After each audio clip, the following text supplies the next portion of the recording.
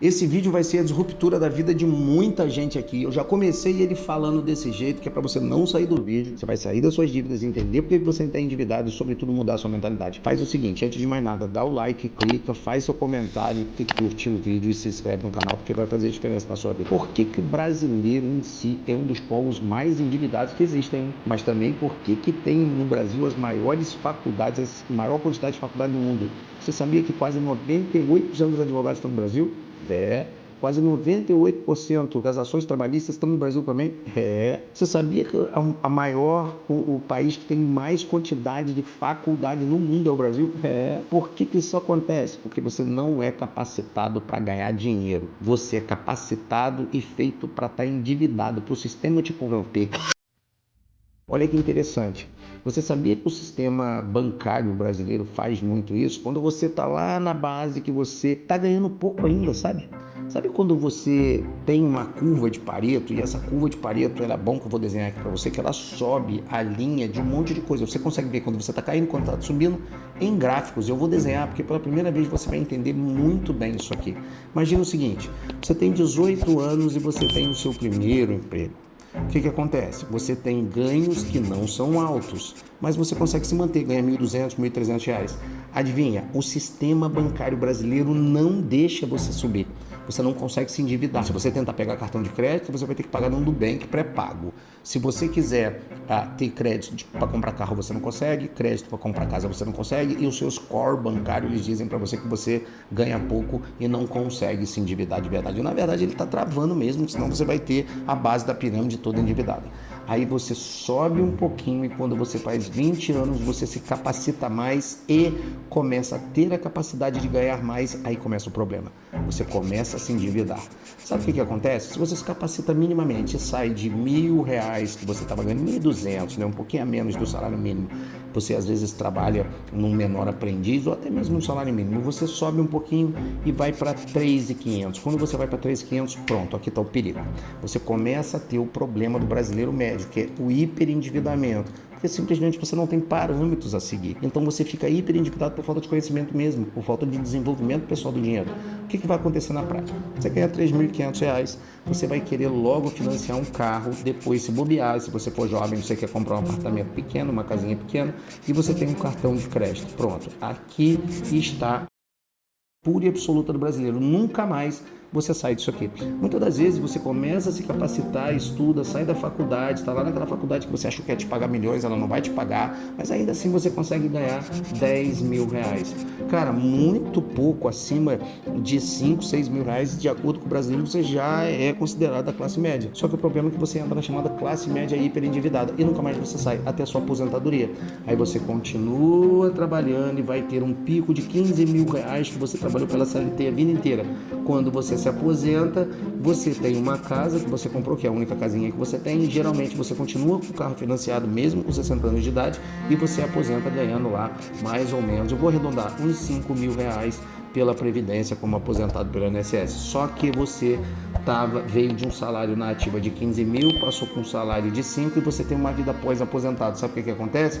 Essa vida pós-aposentado, o brasileiro te arrebenta também, porque você vai estar ganhando lá o salário de 5.000 e você com certeza vai fazer aquele chamado empréstimo, que nos últimos anos é considerado o empréstimo para os hiperendividados, que são os velhinhos aposentados. Olha só, eu dei aqui o cenário catastrófico do caos por falta de conhecimento financeiro. Agora, quer ver uma coisa que responde rápido isso aí para você? Eu tenho um programa, galera, chamado O Meu Primeiro Milhão. Eu levantei uma bandeira. Eu sou o cara que você, com certeza, se é do meu YouTube antigo aqui, você me conhece como o cara dos concursos públicos. E é verdade, eu tive uma grande repercussão no Brasil nesse segmento. Eu sou filho de motorista de táxi, minha mãe é costureira, fui policial militar do estado do Rio de Janeiro por 11 anos, fui do Departamento Penitenciário Federal, passei na Polícia Federal, passei na Rodoviária Federal, tive uma jornada muito grande como servidor público. Só que em 2007 eu abri a primeira do que veio a ser 9 empresas na minha vida, são 9 segmentos de empresa, de educação, de fintech, financeira. Eu tenho muitas empresas de preparatório, de empresas sólidas, empresas no mercado financeiro, ou seja, empresas no mercado imobiliário.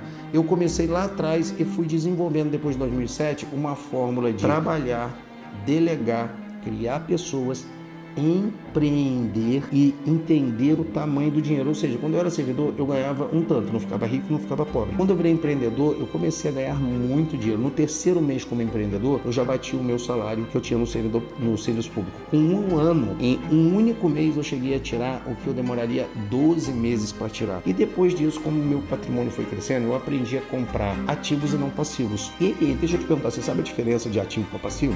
Se você sabe mais ou menos, ou ouviu falar na internet, é porque você não conhece os dois volumes de ser passivo no Brasil de verdade e administrar dívida. Eu vou mostrar para você na tela aqui uma coisa muito rápida, mas ela é muito séria e ela vai impactar muito a sua vida. Pensa comigo aqui. Imagina que você comprou um carro de 50 mil reais, ok? Você pagou 48 vezes de R$ 1.200 e deu uma entrada de R$ 10 mil. Hipoteticamente é isso aqui.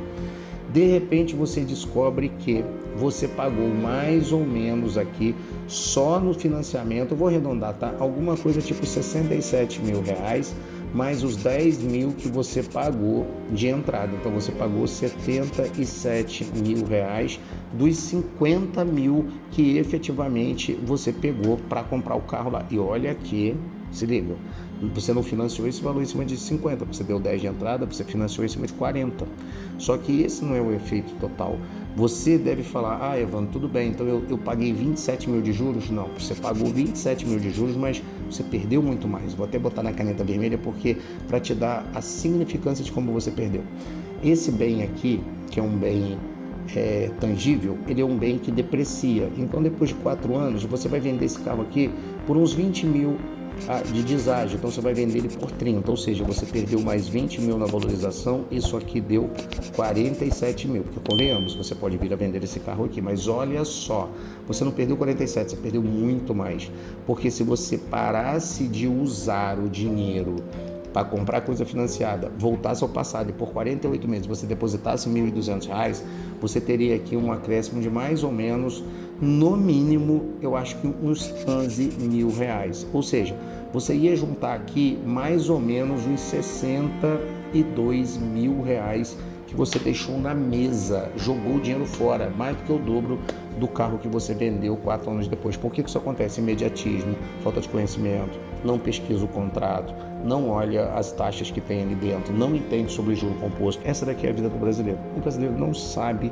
lidar com o dinheiro. Então eu vou te dar aqui 4 fatores principais porque você fica pobre. Pode ser? Primeiro fator é fácil. Primeiro fator é que você tem uma cabeça de escassez. Repara, ao mesmo tempo que você tem coragem de financiar, você sempre acha que vai faltar o dinheiro no próximo mês. É assim ou não é? É a preocupação de que o dinheiro vai faltar. Cabeça de escassez. Você não clareia as ideias, não pensa em coisa grande. Você fica refém do dinheiro e você tem que trabalhar para ganhar dinheiro e depois o ciclo da morte acontecer. Você trabalha, ganha dinheiro e já faz uma dívida, trabalha mais para pagar mais dívidas, para gerar mais dinheiro e esse ciclo da morte nunca para. Se você pegar o livro Pai Pobre e Pai Rico, vai te explicar ali que é o segredo da fuga dos ratos. Você sempre vai estar agarrado. É o que a classe média endividada no Brasil faz e os pobres fazem também. Eles gostam de se endividar e gastar dinheiro e pagar juros para ter coisas e bens de prazer momentâneo. Segunda coisa, absorva conhecimento. Então, você tem que quebrar a cabeça de escassez e você tem que sair da ignorância financeira. Aprenda sobre juros simples, juros compostos, sobre como funcionam as instituições bancárias e como elas te utilizam. Para isso você precisa de ajuda e eu estou aqui para te explicar na prática, sem fórmula mágica, tá? O terceiro ponto é uma questão de mentalidade. Você tem que querer. Não adianta eu te empurrar a goela abaixo e explicar para você que você está fazendo errado e você continuar fazendo errado.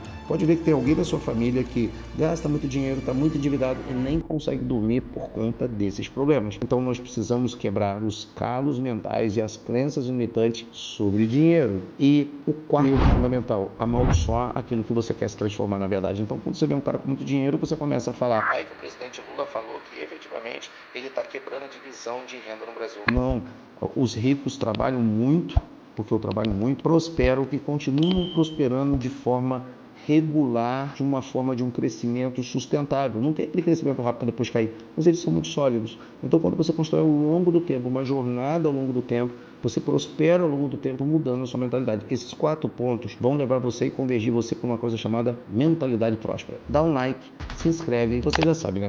Se você não fizer isso, você está arrebentado. E se está doendo, está certo. Porque é na subida que a canela engrossa.